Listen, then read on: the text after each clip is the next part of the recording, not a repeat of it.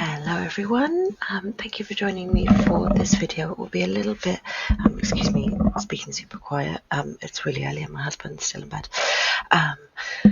I just thought I'd do a really quick video showing the steps on when I'm actually printing on a Cricut, sorry. So this is probably going to be relatively short, just kind of going through those steps. If you hear any noise in the background, it is my printer. It just tends to have these like funny moments where it just kind of like, I don't know, just makes like whirring noises and stuff. So sorry if that happens in the background. I can't really do anything about that. This is one of the newer kits by Paper Crown Planner. The outside line is a lot more faint. You'll see that when I come into Cricut. You'll see that it's still there and I still get rid of it. I really struggle with the new kit format. I don't really like these style of kind of bulky boxes. I prefer the more delicate ones that she does with the kind of floral trims and the kind of single line. So for me that's a real shame, but you know, I can copy them from other kits of hers and paste them into this kit and kind of replace the florals and recolor the lines. So, you know, I'll see how I get on with this kit. But yeah, and I also don't like that it's kind of split into, it's done sideways and then the floral page is kind of split into three. I haven't used the floral page. I've taken out what I want and put it into the other pages so that I won't be able to literally cut it in half. I'll have to use my scissors just to kind of go around the lines here, but that's fine. That's of no odds to me. Yeah, I don't know, I just don't feel like I can use the space to the max that I want to, but that's fine. It is what it is. I've worked with it. This is what it looks like post-edited in GIMP. Pre-edited only comes with less pages, I think, because everything is kind of laid out differently, and then the floral deco is all on one page, which again, I say it's all on one page. It's split into three, so it's in like thirds, and there's not that kind of medium size. I wonder if I can show you if I open the floral sheet. If I just open it as is, you don't get the medium size floral sheets. You get this enormous one. You get the sort of date cover ones. This is it on zoom in? This kind of chunky corner deco, and then the standard size floral. So I'm really missing that long medium sized piece. But anyway, I just wanted to show you what these look like post edited in GIMP, and then I'll come over to Cricut. So my printer is on, my Cricut is on, I'm ready to go. I've got my mat out, I've selected the image. Just a reminder, the only thing that I have worked with is PNG. I have only ever worked with printable kits, so I've always made sure, based on other videos that I've watched over the years, I have put together a playlist now of other videos that I've come across that have been really helpful, because I don't want to, you know, sort of duplicate information. So I have posted those, and I will include in my description a video that I think explains the whole printable kit thing quite usefully. I've never had to create my own blackout. I've never had to create an offset in a kit or anything like that. So this is just what I do. But if you want the more detailed steps on what other people do, go and help yourself to that playlist and that video that's in the description. So I've just opened the PNG version of the page. So this is page 1 of the kit edited that I have done on GIMP. So now I'm going to click continue. Then it'll come through to this page, and again, like I've done before, I'm going to have to go in because the line is so teeny tiny. I'm going to have to go in reading. So it looks like I've already got rid of the top one, but just in case, let's go around the edge of that.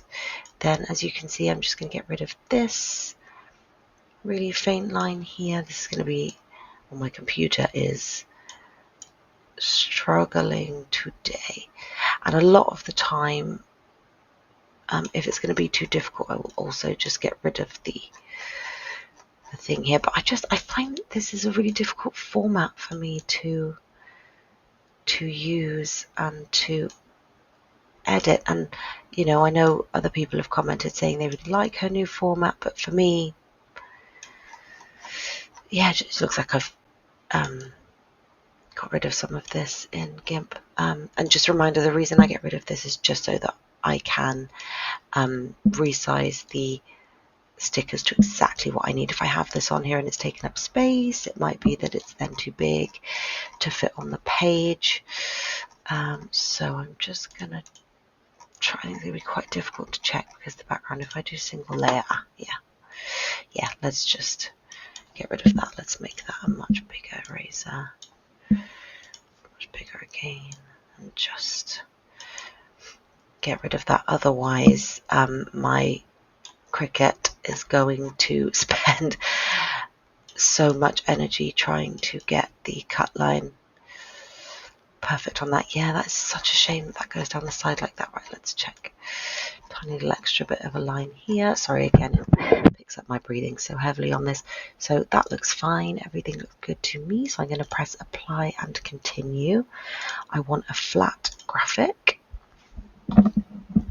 I'm just going to put, this is Squeeze the Day, this is called.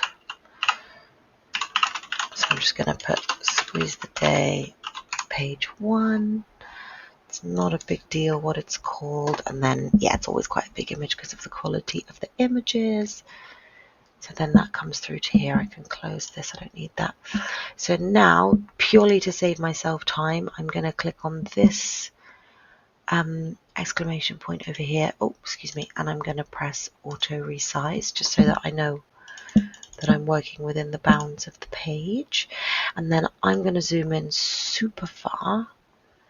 Actually, I'm going to scroll up so that I can use the top of this. And I'm just going to, again, I prefer the other style so that I can do it sideways, but it is what it is. We want 1.5 width, that's what we're looking for. And to be honest, that looks pretty perfect. So just to show you, we're looking at, so this is an inch, and I'm looking for the boxes to be 1.5 inches. So if I'm using this as my start line, I want the full boxes to come to this point here, to this exact point here. So that's what I'm lining up. So I'm using this corner here as my thing, and you can see it's almost perfect. So if I just line it up a little bit better, I might make it like literally a hair smaller, just because I tend to prefer it to be on the smaller side. Sorry, I'm trying to line it up as exact as I can, and my concentration is very intense. We'll just do a teeny tiny bit more, and I think I'm going to be pretty happy with that. Yeah, I think I'm pretty happy with that. I never really understand the height of the boxes, and again, it might mean that the washi print's too big. Are these still 1.5? Sorry, I'm really not. Yeah, that's still 1.5, so that should be, sorry, I'm looking at this now because that should also be the width of the column from the edge of the floral to the edge of the floral. So we'll give it a go. I have only printed one in this format, so yeah. So the only things that I can think that I would have changed is you always want this to be selected as print then cut from here. I've never had to, you've got offset, but I've never had to use it for a kit. I've tweaked my sizes in settings to be in inches because everything in the planner is just so much easier to work out if it's in inches. And then I always have this lock button on because I need these proportions to be locked because it's how they came. So if they're not locked, it will like auto, once you edit one and you've got the size you want in one, the system will auto edit the other one so that it's what the system thinks it should be. And then as soon as you go to edit that, it'll change this one, so on and so forth. So you always want that to be locked. And if you ever have to add extra layers over here, which you shouldn't do as a kit, then you would need to flatten them. So that would literally be right click. And then you've got this flatten button down here, but you shouldn't need that. So I'm just very cautious to just be showing you literally what I need to be doing. which is resizing the kit page to make sure that it fits I use A4 because I'm in the UK, but in the States you need it to fit letter paper. So that resize just helps you really get it down. And of course, if you had that additional line around the outside, the system is also taking that into account when trying to fit it into the page. I just think it's really important to make sure you get rid of that outline. Otherwise you might find you can't get the boxes to the size that you want. And then when you print them, they're too small. That's all I can think of right now. So then I'm going to click Make. I don't want to save it because it doesn't matter to me if it's saved. I only intend on using it once. So this is what it will look like on my page. So this is the mat that I've got out next to me. I don't have an official Cricut one because I didn't want to spend the money. So I just bought a pack of 3 for, I think they were about £15 on Amazon for a pack of 3. And the first one is still going strong. So I'm still just using that first one. Yeah, you're just basically making sure that it fits. You're making sure you've got the right size paper. I've got A4 paper selected. Material load like type should always be on mat. And then continue. Now it's just trying to find my Cricut, which is switched on, so it should find it in a second. There we go, so it's found it. So now it's got all these other options. So first of all, I'm going to send it to the printer. This is my printer here. Now I don't need it to open the system dialog, but I will click on that to show it to you. So I'm not going to add a bleed because I haven't had issues with alignments. So it should print pretty perfectly. I've got the main lights on in my room because I need the what's it called, like the thing that's reading the lines. I need it to have as much light as possible to really be able to read that. So I do have the main lights on in my room. Some people have mentioned with silhouettes, which again I've never used a silhouette.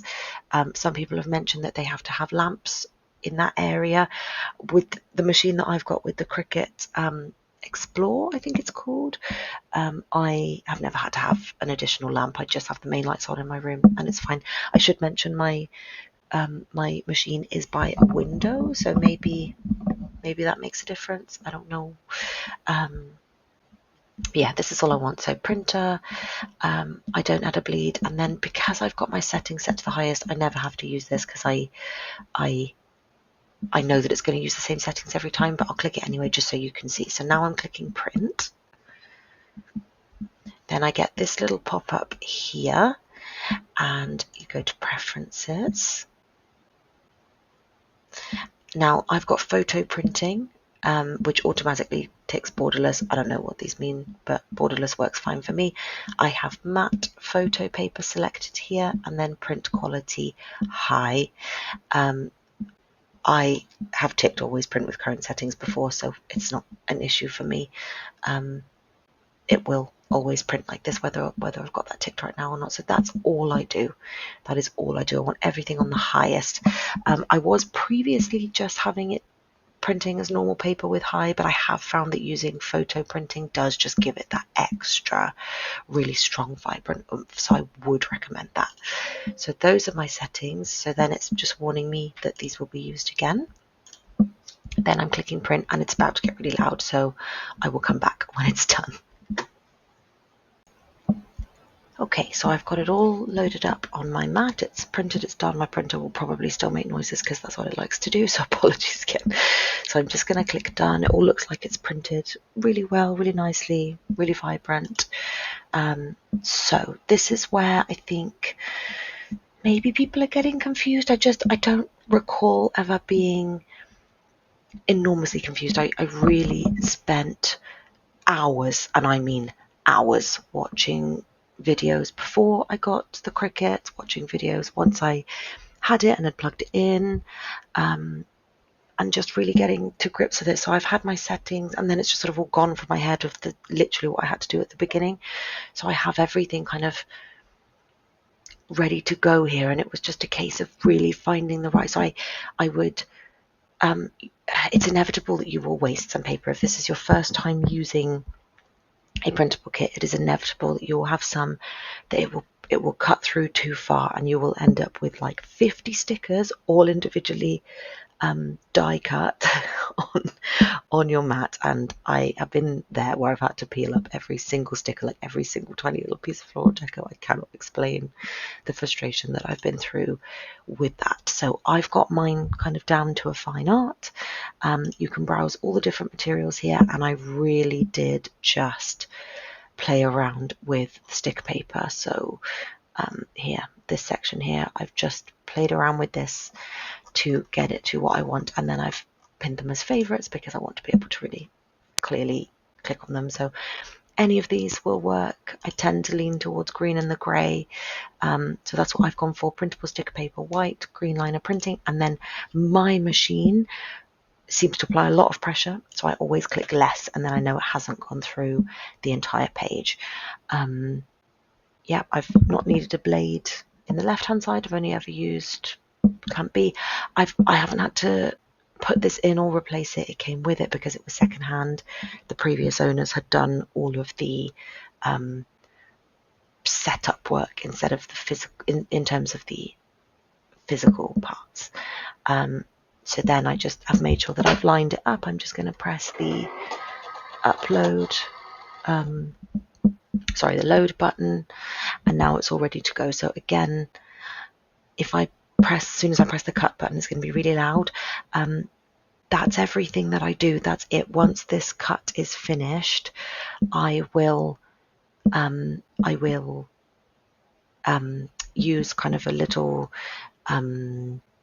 tiny guillotine that basically just fits A4 paper, and I will make it into individual sheets. This one I'm going to have to use my scissors instead of the guillotine, just because I have to make things fit. I haven't been able to get a straight line anywhere on the page.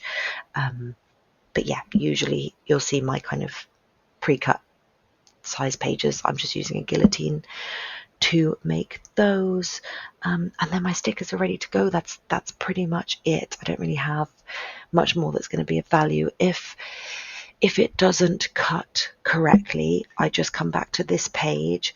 I go back up to the printed thing. You can click it again and you can print again and start again, basically, without having to go all the way back to square one. But this should print fine. And then they're ready to use. That's about it. If you want to see what the Cricut looks like when it's moving, if you go to my shorts, at the moment I think it's the most recent short at this point in time. I don't post shorts very, very often. It's just if I remember to grab an Instagram reel and bring it over to YouTube. That tends to be when I make them, but I do definitely have that, and you can kind of hear the noise of it behind the music, because Cricut is not quiet. It is not a quiet machine, but it does all the work for you. It really does. Yeah, so I hope this was helpful to those of you that are just looking to use printable kits. I don't know that those of you that are looking to like create your own stuff, I'm not that person because I have no interest in creating my own stuff. But in terms of printable kits, hopefully this has been a bit helpful. So yeah, that's kind of it, and I'll see you in the next one.